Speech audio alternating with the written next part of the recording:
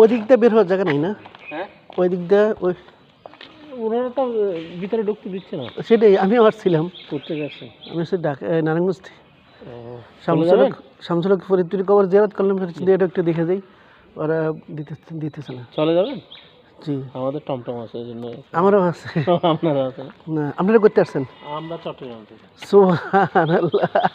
আমি হলাম আহমা খালেদ হোসেন, হতিব আজম রহমতুল্লাহের নাম শুনছেন? জি জি জি। আমি হচ্ছে হতিব আজমের বোনের ঘরের নাতি। খতিব আজম সিদ্দিক আহমদ সাহেব। হ্যাঁ হ্যাঁ, সিদ্দিক আহমের একটা বোন, এটা আমার দাদি। ও, আপনার দাদি? হ্যাঁ আপন দাদি? হ্যাঁ হ্যাঁ। এখন ধর্ম উপদেষ্টা হচ্ছে আমার ফুফুর জামাই। ও, আহমা খালেদ। তা আপনারা জানেন না এদিকে বন্ধ যে? না, আমি আসলে আমাদের অফিস আছে এখানে, আমরা অফিসে আসার সুবাদে আমরা এদিকে দুই কলিগ একসাথে আসলাম। এটা না হলে তো এখানে আসার কোনো প্রশ্নই নেই। বুঝতে পারছি।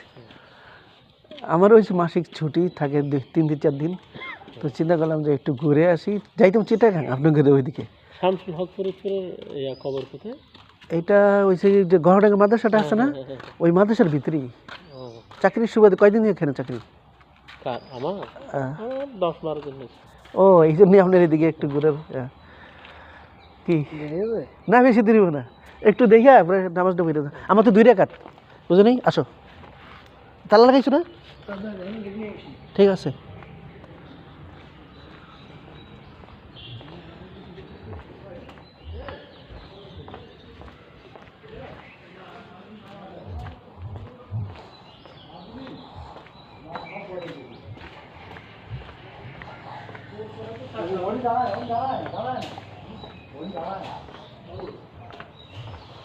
আসসালামু আলাইকুম।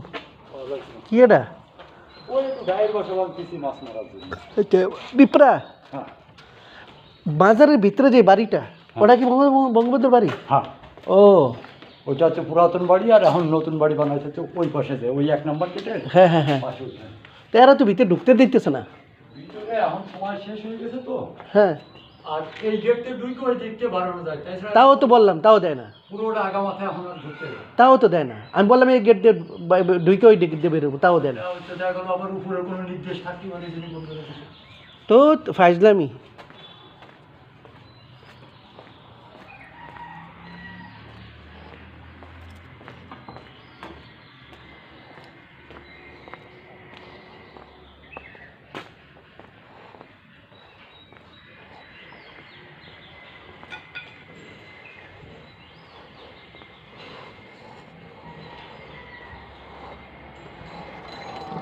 আসো, ঘুরাও।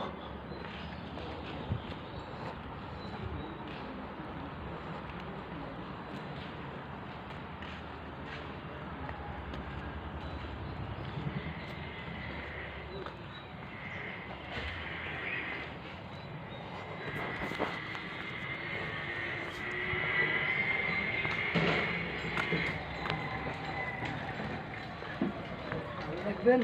হ্যাঁ, দেখবেন। এই তো শেষ।